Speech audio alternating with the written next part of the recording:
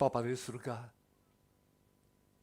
terima kasih atas kehadirat-Mu di tengah-tengah ibadah kami ini.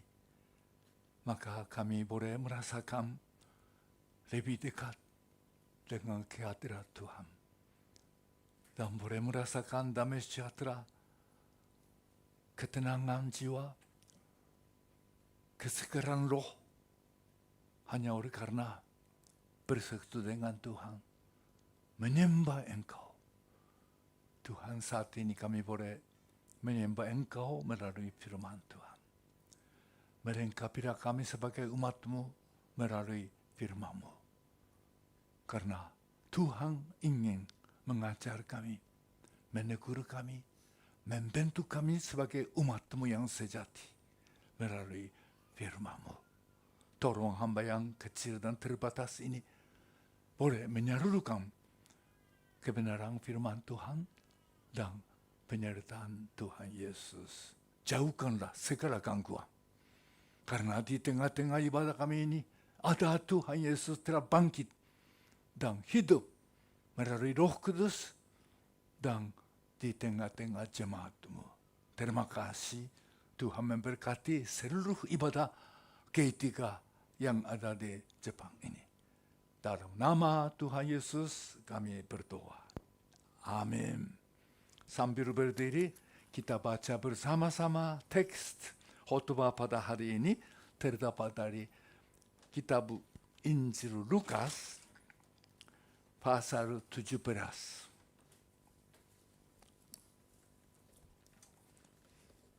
Bisa menyerah ini?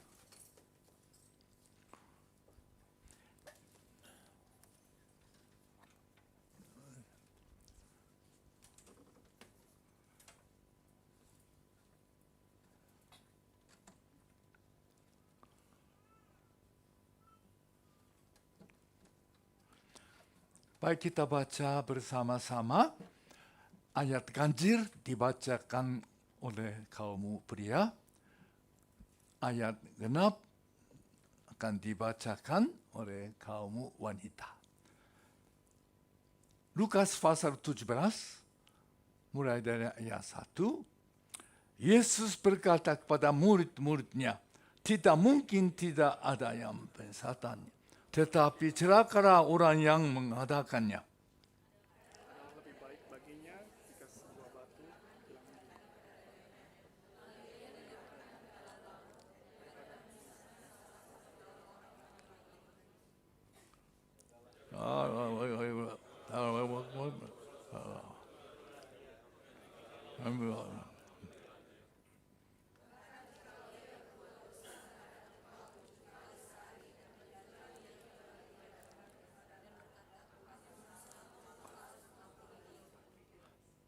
Lalu kata rasul-rasul itu pada Tuhan, tambahkanlah iman kami.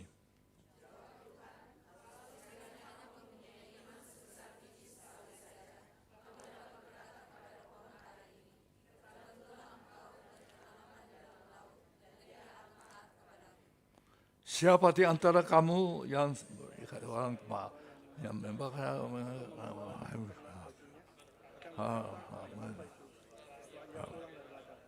mari segera masuk.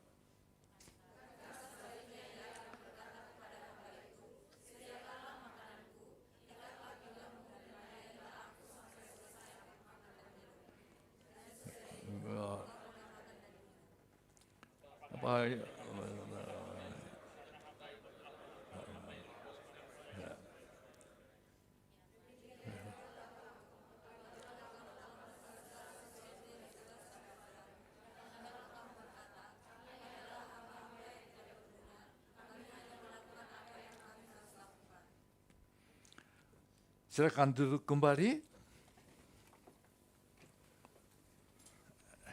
Terima kasih.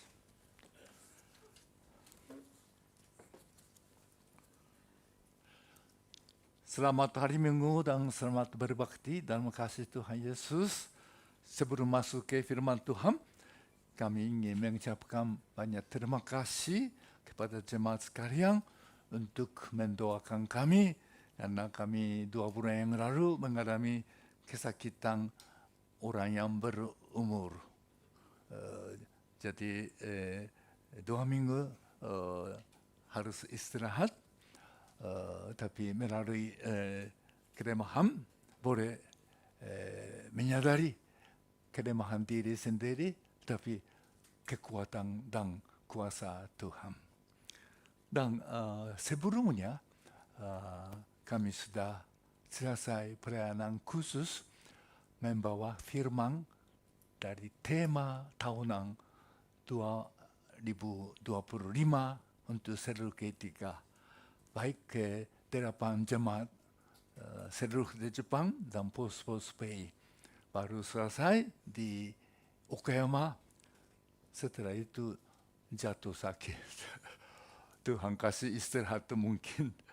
Dan puji Tuhan sudah dipulihkan 95%. Dan syukurlah kita sudah berjalan dengan tema tahunan sudah hampir 7 bulan ini, yaitu generasi beriman, alat kebenaran. Ada 2 pokok di dalamnya. Pertama, kitalah generasi beriman di tengah-tengah generasi sekarang dunia. Dan kedua, iman akan diwariskan kepada generasi-generasi yang berikutnya. Intinya, pokoknya iman. Jadi hari ini kita ingin bersama-sama berfokus kepada hal iman, kepercayaan. Apa itu iman? Yaitu apa hakikat iman itu. Tuhan Yesus rupanya mengajar kepada murid-murid khusus tentang hal iman. Kita tadi baca Lukas pasal 17 dari ayat 1 sampai 10. Rupanya ada 4 nasihat atau pengajaran. Ayat 1-2 tentang penyesatan. Ayat 3-4 tentang pengampunan. Ketiga, ayat 5 dan 6. Inilah inti tentang iman. Boleh dikatakan hakikat iman. Dan seperti tambahannya, ayat 7 sampai ayat 10 tentang Tuhan dan hamba. Memang ada tema dalam bahasa Indonesia sebelum ayat 1, beberapa nasihat. Jadi ada 4 nasihat, memang masing-masing ada arti. Tetapi kita baca baik-baik, bagian ini boleh dikatakan dengan satu tema besar, yaitu ayat 5 dan 6. Boleh dikatakan Tuhan Yesus ingin menekankan, menjelaskan ayat 5 dan 6. Untuk itulah mempersiapkan hati murid-murid melalui nasihat-nasihat lain. Yang pertama kita melihat ayat 1-2. Yesus berkata kepada murid-muridnya, tidak mungkin tidak akan ada penyesatan, tetapi celakalah orang yang mengadakannya. Memang dunia yang begitu jauh dari Tuhan banyak bagian. Hati manusia juga banyak terpengaruh dari dunia. Maka ada penyesatan. Istilah penyesatan adalah dengan bahasa Greek skandala. Itulah bahasa Inggris skandal dari ini. Artinya itu perangkap atau godaan. Kalau dengan bahasa Jepang, tsumazuki, batu sandungan. Tuhan Yesus sendiri datang sebagai juru selamat, tapi banyak orang merasa kecewa. Karena mereka mengharapkan Mesias adalah melepaskan Israel dari tangan penjajahan Roma. Kok Tuhan Yesus menyembuhkan orang sakit, mengajar tentang kerajaan Allah, tapi tidak siap melawan tentara Roma. Kecewa. Jadi memang di dunia ada penyesatan. Orang merasa kecewa, merasa berbatu sandungan. Baik kepada gereja, orang Kristen, Tuhan mengajarkan murid-murid. Murid-murid pun bisa jadi batu sandungan. Tetapi celakalah orang yang mengadakannya. Dan ayat 2 sangat berat ini. Kalau orang yang mendengar sungguh-sungguh memikir apa yang terjadi. Kalau menyesatkan salah satu lemah. Orang lemah artinya orang kecil. Jadi bahasa Greka orang yang mikro, kecil. Dan Tuhan Yesus sering memakai istilah anak kecil, orang kecil lemah adalah satu nama. Pengikut Tuhan Yesus. Percaya Tuhan Yesus. Maka di sini kalau murid-murid menyesatkan salah satu orang yang mengikuti Tuhan Yesus, lebih baiklah leher diikatkan dengan batu kilangan dan dilempar ke laut. Ini sangat berat. Memang soal penyesatan hal yang sangat diperlukan bagi murid-murid dan bagi orang percaya, apalagi orang yang melayani Tuhan. Maka Tuhan Yesus berkata, kalau dalam khotbah di bukit, di atas bukit mengatakan, kalau mata kananmu menyesatkan kamu, cengkerlah, buanglah. Itu lebih baik daripada seluruh tubuh masuk ke neraka, kebinasaan. Dan kalau satu tangan, satu kaki menyesatkan kamu, cengkerlah, potonglah, buanglah. Itu lebih baik tubuh cacat bisa masuk ke surga daripada tubuh utuh akan dibinasa. Begitu keras Tuhan Yesus menasihati, tetapi ini dalam Lukas ini lebih pula. Di dalam Matius pasal 5 ini satu mata, satu tangan, satu kaki. Nanti di surga ada banyak orang satu mata, satu tangan. Tapi kali ini, bagaimana leher diikat dengan batu kilangan?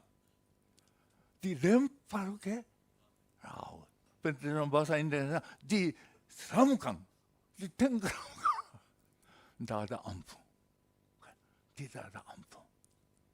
Maka nasihat di sini lebih keras daripada sama nasihat tentang penyesatan yang ada dalam khotbah di atas bukit. Demikian tentang kedua, pengampunan. Dalam ayat 3 katakan, jagalah dirimu, jika saudaramu berbuat dosa, tegurlah dia, dan jika ia menyesal, ampunilah dia. Ini hal pengampunan. Memang hal pengampunan sangat penting dan berarti bagi orang percaya Tuhan. Karena inti keselamatan melalui Tuhan Yesus adalah pengampunan. Tuhan Yesus mati atas saya. Untuk apa? menebus dosa orang percaya. Maka Tuhan Yesus cukup banyak kali dan menekankan hal pengampunan. Seperti yang khotbah di atas bukit, setelah mengajar tentang doa Bapa kami, langsung Tuhan Yesus katakan demikian. Matius pasal 6 ayat 14 dan 15. Karena jikalau kamu mengampuni kesalahan orang, Bapamu yang di surga akan mengampuni kamu juga. Tetapi jikalau kamu tidak mengampuni orang, Bapamu juga tidak akan mengampuni. Begitu jelas, kuat menasihati kepada pengikutnya. Tetapi di sini tambah ayat 4. Bahkan jikalau ia berbuat dosa terhadap engkau 7 kali sehari, dan 7 kali ia kembali kepadamu dan berkata, aku menyesal, engkau harus mengampuni dia. Kalau ayat 3, kalau ada saudaramu berbuat dosa kepada kamu, ampuni kalau dia datang minta. Dan khotbah di atas bukit juga ini Tuhan Yesus katakan, mengampunilah orang bersalah. Ini teorinya. Biasanya ajaran secara teori mudah diterima. Jadi mendengar khotbah di atas bukit juga mungkin, keras, tapi betul-betul kami juga diampuni, maka mengampuni. Ini murid-murid di sini juga. Kalau ada berbuat dosa, datang minta ampunilah. Bisa lah. Tapi secara praktis, ini penting. Tuhan Yesus mengajar banyak secara teori, secara teologi tentang kebenaran rohani. Tetapi lebih banyak secara praktis. Jadi hal pengampunan bukan teorinya, secara praktis. Jikalau ia berbuat kepada siapa? Engkau. Bukan secara umum, bukan teori, kepada kamu. Berapa kali? 7 kali sehari. Dan 7 kali datang minta maaf, ampunilah. Apakah kalau kita baca ini merasa sedikit agak aneh? Anehnya, satu, masa ada sampai 7 kali. 1 kali pun buat dosa, kita disakiti hati, tidak gampang mengampuni kan? Sampai 7 kali. Dan aneh lagi, 7 kali orang berdosa datang minta maaf. Apakah ada kemungkinan bisa begitu? Susah ini, secara praktis ini tidak mungkin terjadi. Kalau begitu, apakah Tuhan Yesus mengajar, memerintah, melaksanakan apa yang mustahil dilaksanakan oleh manusia? Ada maksud Tuhan Yesus supaya menyadarkan murid-murid betapa perlunya iman. Tanpa iman tidak mungkin. Itulah murid, termasuk kita juga. Biasa hidup sehari-hari tanpa Tuhan enak-enak. Apalagi di Jepang. Segala-galanya teratur. Kalau kereta Yamanote Sen lambat 5 menit saja, rame. Minta maaf. Kereta ini terlambat 5 menit. 5 menit. Pusing. Naik itu Seibu Shinjuku Sen lebih rame lagi. minta maaf kereta ini terlambat 3 menit karena gangguan di itu. Saya sudah terbiasa dulu di Kalimantan. 1 jam terlambat biasa. Tidak 1 jam, 1 hari, 2 hari terlambat. Apa boleh buat? Begitu teratur. Enak, baik. Tetapi hati-hati kita. Segala-galanya sudah teratur baik. Kita hidup tanpa Tuhan. Itulah orang Kristen tinggal di daerah enak, teratur, cukup, lumayan. Ada bahaya. Tuhan Yesus menyadarkan murid-murid. Murid-murid tinggalkan pekerjaannya, jalannya, perahunya, mengikuti Tuhan Yesus sungguh-sungguh. Tapi Tuhan Yesus melihat sikapnya, pengertiannya, keadaan murid-murid. Khususnya tentang hal iman. Maka di sini sengaja begitu keras memerintah hal yang tidak mungkin dapat dilaksanakan, diwujudkan oleh murid-murid. Tidak mungkin 7 kali. Bapak pernah 1 kali pun disakiti hati. Bagaimana seorang istri disakiti oleh bapak suami. Bukan 1 hari, 1 minggu, 1 tahun dah lupa. Terbalik suami, atau kalau orang tua disakiti oleh anak, dikecewakan. Apa? Tidak mungkin 1 kali sakit hati dibuat dosa, mengampuni. Walaupun dia minta maaf. Ini sampai 7. Jadi 7 itu kita ingat, angka 7 dalam Alkitab ada arti khusus. Yaitu arti sempurna. Atau arti Tuhan punya. Jadi maksudnya 7 kali sehari, artinya tidak terbatas. Berapa kali pun kalau ada saudara yang membuat salah, membuat sakit hati, membuat berdosa kepadamu, ampunilah dia. Murid-murid sadar, tidak mungkin. Maka mereka katakan ayat, lalu kata rasul-rasul itu kepada Tuhan, tambahkanlah iman. Murid-murid sadar, kami tidak mungkin dengan keadaan sekarang, dengan iman kami tidak mampu. Maka Tuhan tambahkanlah. Dan jawabannya ini aneh juga. Jawab Tuhan, kalau sekiranya kamu mempunyai iman sebesar biji sesawi saja, kamu dapat berkata kepada pohon anak itu, terbantulah engkau dan tertanamlah di dalam laut, dan ia akan taat kepadamu. Ini agak anehnya, murid-murid rasa sadar kami tidak mampu.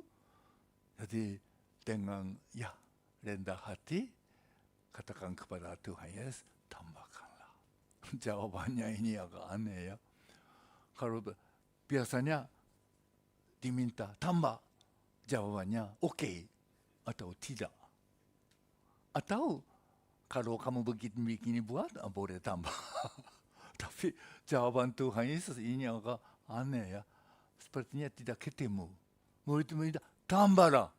Tuhan Yesus, kalau sekiranya ada kamu mempunyai iman sebesar sesawi, mampu suruh pohon ada pindah ke laut.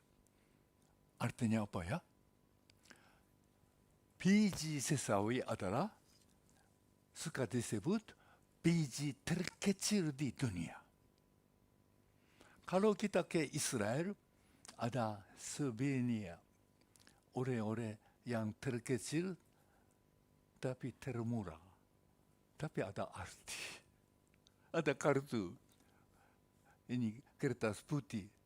Di tengah-tengahnya ada sebutir beras. Dan sebelahnya ada itulah biji sesawi. Diperbandingkan dengan sebutir beras.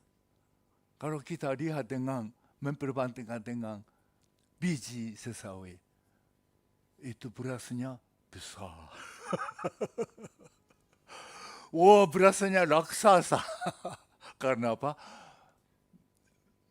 Biji sesawi adalah seperti pulpen. Ini titik. Hanya satu titik. Inilah biji sesawi adalah biji terkecil di dunia. Tuhan Yesus katakan, kalau kamu mempunyai iman sebesar biji sesawi, artinya yang terkecil pun kalau ada, mampu suruh pohon anaknya pindah ke laut. Dan pohon ada pindah ke laut juga dengan keadaan sekarang, generasi kita agak sulit ya. Kalau ada pohon yang mengganggu perjalanan kita, panggillah tukang itu, datanya bulldozer gali tanah, dan bagaimana kerennya datang, naik ke truk, langsung dibawa ke Urayasu, dibuang. Ini dunia sekarang begitu maju. Ini usaha manusia. 2000 tahun yang lalu juga, walaupun pohon besar kuat, memang bisa sampai 10 meter. Waktu kami tur ke Israel, bus tur masuk ke kota Yeriko. Itu guide-nya bilang, sebentar kita melihat itu kota Yeriko kelihatan. Masuk ke tengah kota, ada jalannya belah, di tengah-tengahnya ada pohon ara. Itulah yang dulu dimanjat oleh Sakyo. Saya dengar, apa betulkah? Rupanya guide-nya ya setengah jodang. Berapa puluh tahun, ratusan tidak tahu, tapi memang besar. Dan akarnya, ini pohon ara. Jadi maksud Tuhan Yesus di sini, kalau sekiranya kamu mempunyai iman kecil-kecil saja pun, mampu mendatangkan kuasa Tuhan. Supaya dengan satu patah kata, pindah. Pohon ada pindah. Karena apa? Kuasa Allah. Jadi, di sini Tuhan Yesus ingin mengajar kepada murid.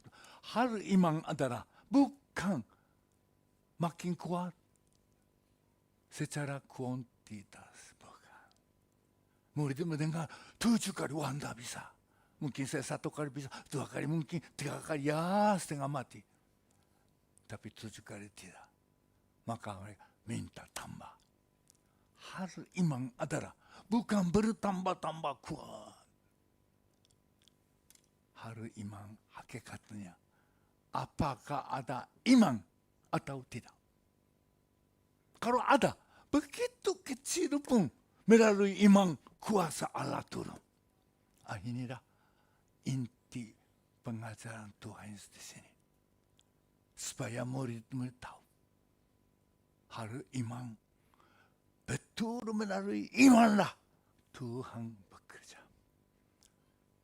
Tuhan berdaulat melalui iman. Itulah Tuhan Yesus ingin mengajar kepada murid-muridnya. Iman itu apa? Hakikat iman itu apa? Maka kita bisa ambil satu kesimpulan atau definisi. Hakikat iman. Iman itu apa? Iman itu adalah sikap hati kepada Tuhan Yesus. Katakan bagi engkau tidak ada yang mustahil. Inilah iman. Sikap hati. Tetap kepada Yesus. Bagi engkau tidak ada yang mustahil. Melalui sikap hati itulah kuasa Tuhan datang. Seperti bagaimana Petrus takut di gelombang, mau tenggelam, berteriak Tuhan. Tuhan datang, berjalan di atas air. Petrus melihat, Tuhan tolong, bisa berjalan. Tapi melihat, bagaimana gelombang, takut tenggelam. Ini satu contoh ya. Memanglah Yesus. Sikap hati kepada Tuhan Yesus. Bahwa engkaulah Tuhan. Bagi engkau tidak ada yang mustahil. Kalau ada iman, sikap hati demikian, Tuhan menyatakan kuasanya. Maka Tuhan Yesus 2 kali dalam Alkitab katakan, imanmu besar. Iman besar. Apa itu? Satu contohnya, kitab Lukas pasal 7 dari ayat 1 sampai 10 tentang kejadian seorang perwira di Kapernaum. Orangnya baik, suka menolong orang Yahudi untuk beribadah. Jadi anak buahnya, tangan kanannya jatuh sakit berat, tidak sembuh. Maka penatua dan pemimpin orang Yahudi, orang Israel datang kepada Tuhan Yesus. Tolong, perwira itu orang baik, membantu kami. Tapi sekarang mengalami anak buahnya sakit berat. Tolong datang dan menolong. Tuhan Yesus rela. Tapi perwira melihat Tuhan Yesus datang, langsung dia katakan, jangan Tuhan, saya tidak layak menerima engkau dan berikanlah hanya satu patah kata saja cukup. Karena saya seorang perwira, di bawahnya ada anak buah. Saya suruh salah satu anak buah pergi. Saya suruh datang. Saya suruh kerja, dia kerja. Demikian Tuhan, berikanlah hanya satu patah kata cukup. Hambaku akan sembuh. Bagaimana Tuhan Yesus berkata? Lukas pasal 7 ayat 9 dan 10.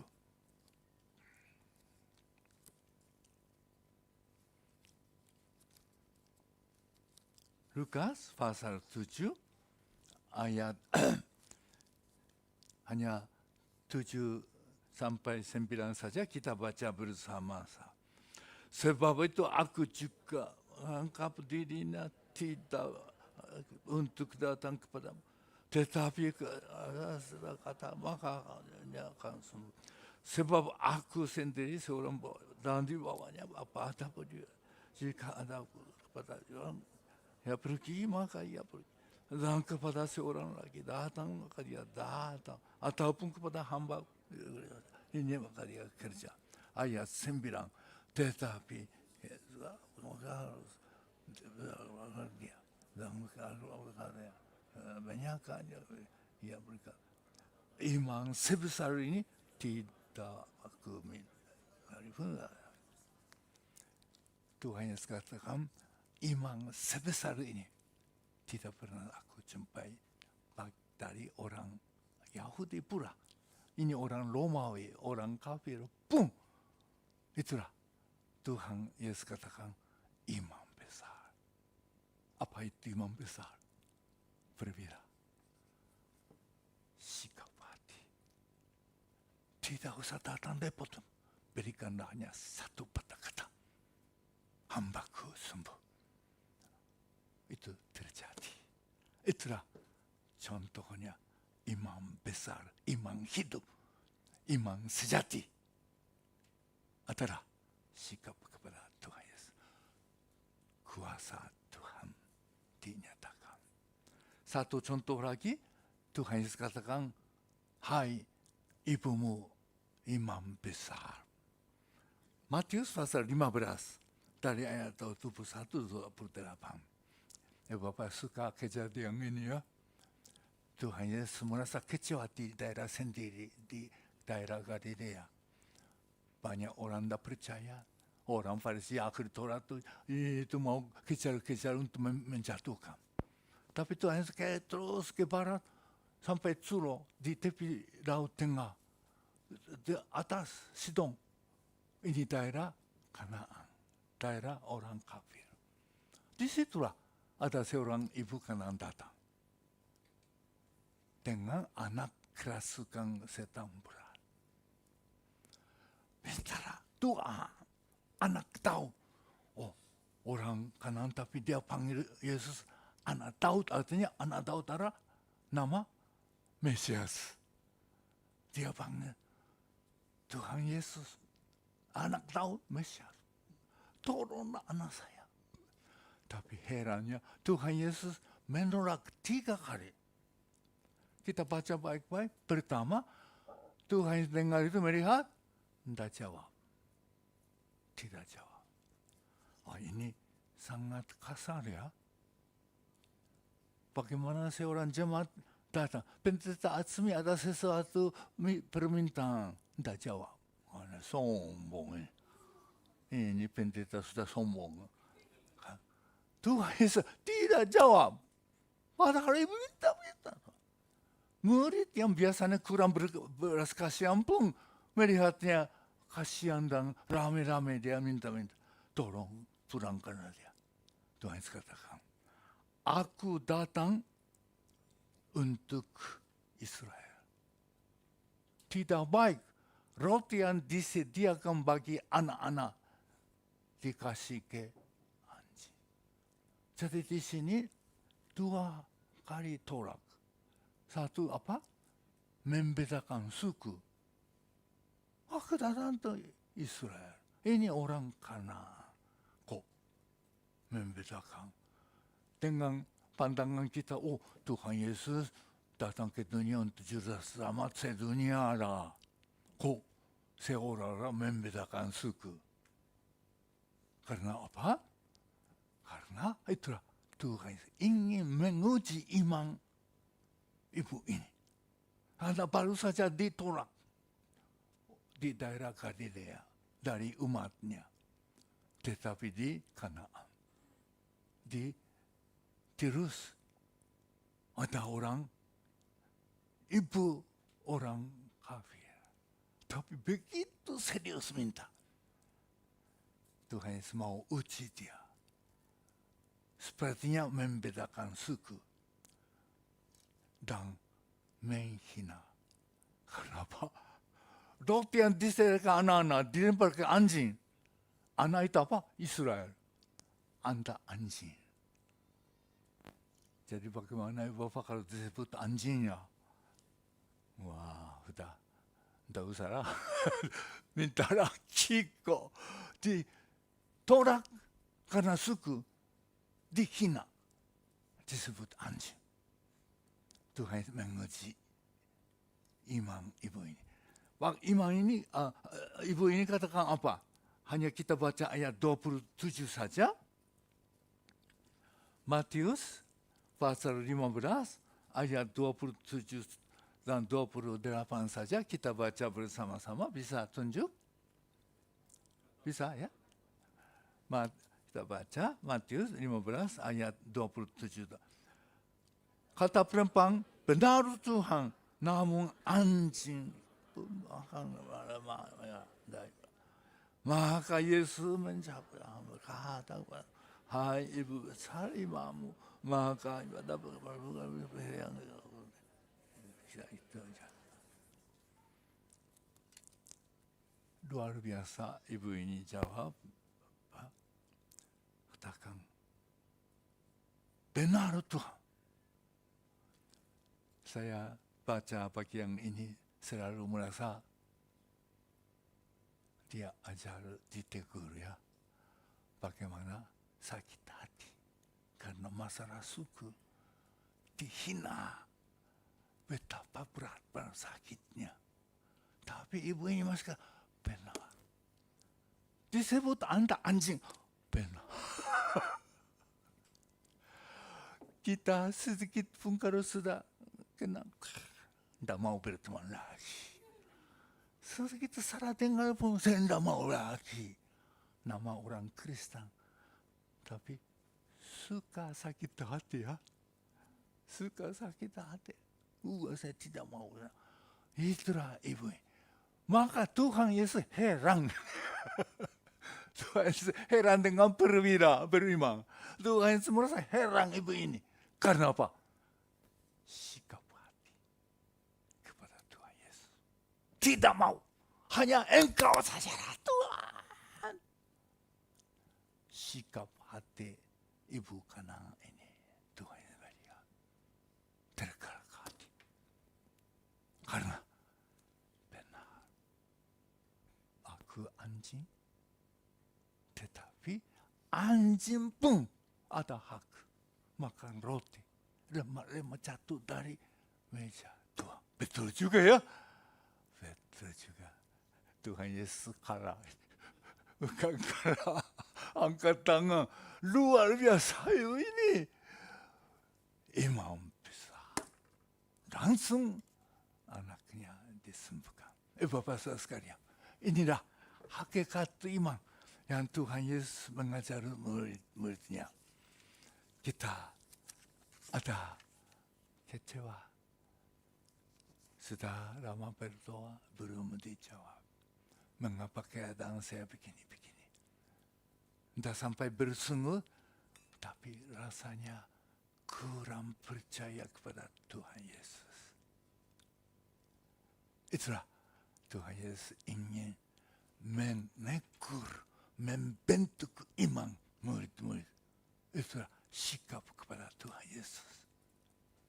Maka kalau Tuhan Yesus waktu menyembuhkan orang sakit, orang kusta, kadang-kadang suka katakan, imammu menyembuhkan. Seperti contohnya ada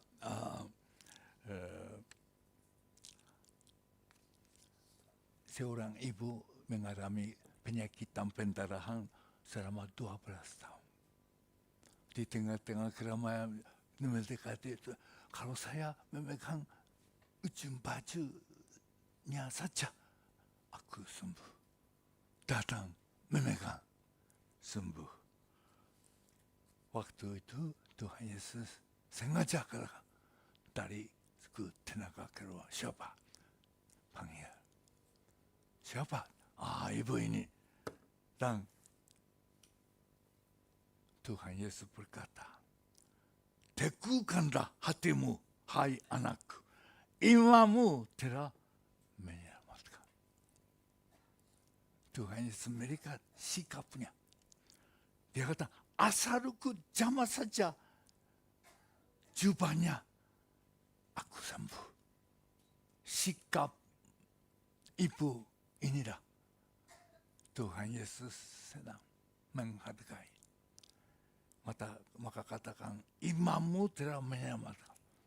Imammu menyelamatkan artinya apakah imam berkuasa? Bukan. Melalui imam, melalui sikap ibu ini, kuasa Tuhan Yesus mengalir, menyembuhkan. Sama seperti waktu Tuhan Yesus menyembuhkan 10 orang kusta.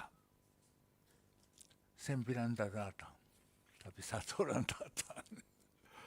Tuhan Yesus berkata, Lukas pasal 19 ayat 17 ayat 19. Lalu ia berkata kepada orang itu, berdirilah dan pergilah, imammu telah menyelamatkan engkau. Imammu menyelamatkan, menyembuhkan kusta. Artinya, melalui orang kusta ini memang Tuhan jauh-jauh Tuhan sembahkan. Tuhan Yesus sikapnya. maka kita mengingat Alkitab adalah sejarah orang percaya Tuhan, sejarah iman.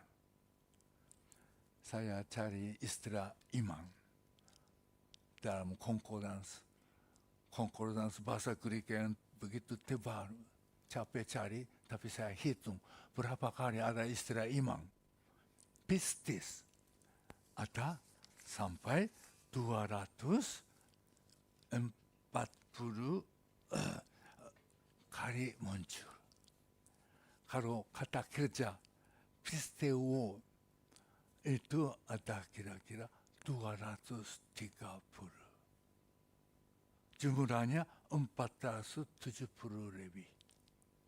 Berarti Alkitab kita perjanjian baru terdiri dengan kira-kira kalau bahasa Indonesia 400 halaman. Kalau bahasa Jepang agak lebih banyak, ada kira-kira 500 halaman. Pistes atau pisteo, iman atau beriman, dipakai dalam perjanjian lama saja 470 kali lebih. Artinya, di dalam setiap halaman satu kali. Jadi boleh katakan perjanjian Alkitab kita penuh dengan istilah iman. Kita dulu pernah belajar surat Ibrani pasal 11. Pasal iman atau orang beriman. Itulah ayat yang pertama. Konsep, definisi iman. Iman adalah dasar dari segala sesuatu yang kita harapkan. Dan bukti untuk apa yang tidak kelihatan. Contohnya mulai inilah orang yang hidup dengan iman. Mulai dari Abel, Enok, Nuh, Abraham, Ishak, Yakub, Musa, Gideon, Samson, Daud. Ini semua hidup dengan iman. Di masing-masing generasi. Generasi berbeda. Tapi inilah contoh.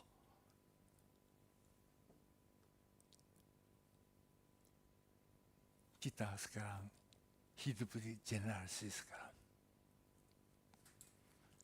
Sebagai umat Tuhan. Beriman. Bersikap hati. Menghadapi apapun. Tuhan, aku percaya. Bagi engkau tidak yang mustahil. Alkitab itu penuh dengan orang, secara orang hidup dengan iman. Di masing-masing generasi. Seperti ada kuasa Allah dinyatakan melalui iman, contohnya disebut orang beriman. George Mueller di Inggris setelah Perang Dunia yang pertama. London habis terbakar. Banyak anak-anak terlantar. George Mueller menerima sampai 3.000 anak. Tanpa sponsor tetap, ya organisasi tetap. Tapi dengan iman. Kalau kita baca buku riwayat George Mueller, sangat terhibur, ditegur iman kita. Bagaimana satu malam sudah tidak ada tepung terigu, tidak ada roti. Besok makan apa? Tengah malam ada satu truk datang dari jauh. Penuh dengan tepung terigu. Tuhan ajak satu pemiliki pabrik. Bantulah George Mueller di London. Itulah sama seperti dia persis disebut George Mueller di Jepang, di Okayama. Menerima ribuan anak-anak yatim piatu dengan iman. Alkitab adalah sejarah orang beriman. Dan di dalam sejarah itulah orang beriman bagaimana mengalami kuasa Tuhan. Melalui iman, kuasa Allah dinyatakan. Maka mari kita belajar hidup di tengah-tengah Jepang ini, zaman ini, generasi sekarang. Mari tetap menghadapi apapun,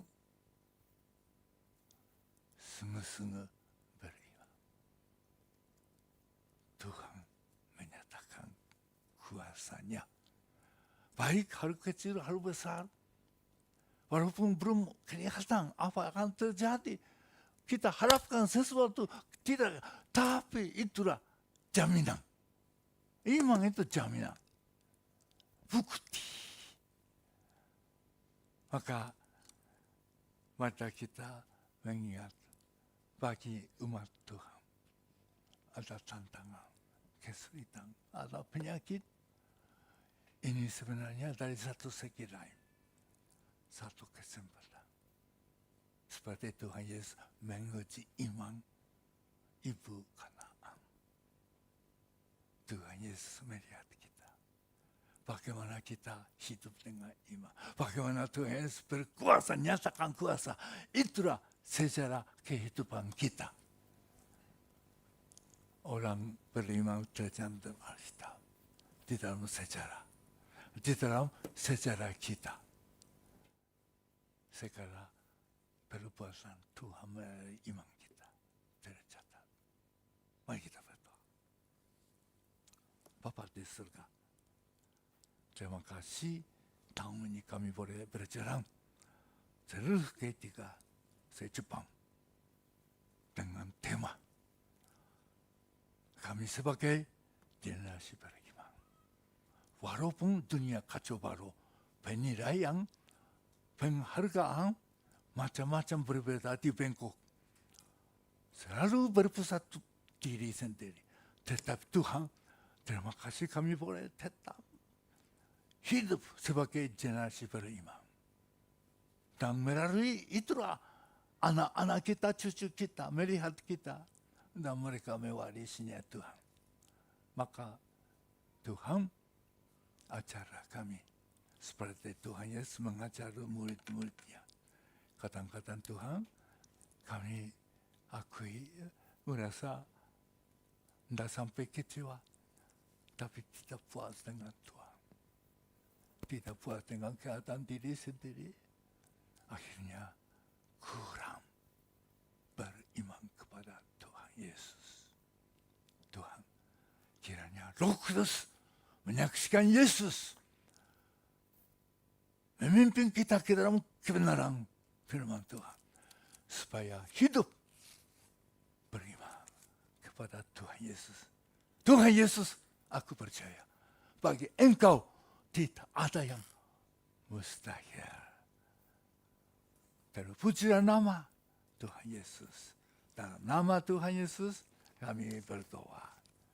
Mari kita berdoa bersama-sama. Doa Bapa kami. Bapa kami yang di surga, dikuduskanlah namamu, datanglah kerajaanmu, jadilah kerajaanmu di bumi seperti di surga. Berikanlah kami pada hari kami surga. Dan punya kami akan kesalahan kami. Berartinya kami juga mengampuni orang yang salah. Dan janganlah bawa kami ke dalam kencur, tetapi lepaskanlah dari jahat.